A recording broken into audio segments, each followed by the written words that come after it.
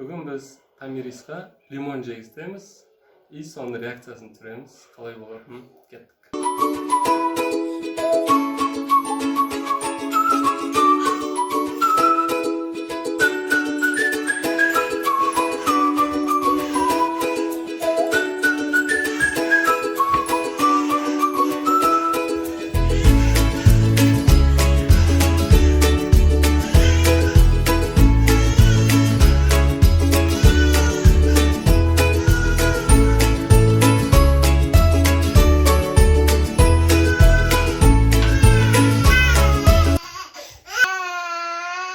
Hoppa.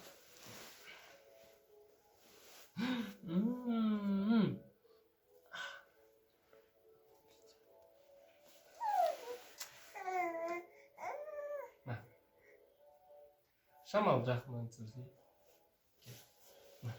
Aa. Aa.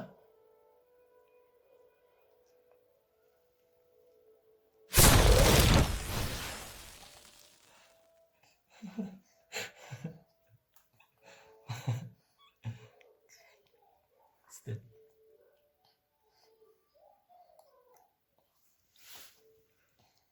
Kızımın çörekti. Olmadı o sende. Ne.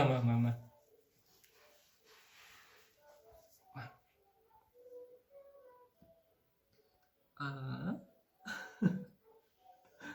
Cici. Oo. Yemiyorsun be.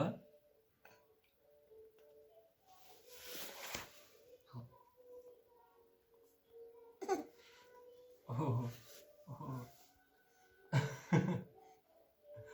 Все, реакция очень умна. О, маха. Бог.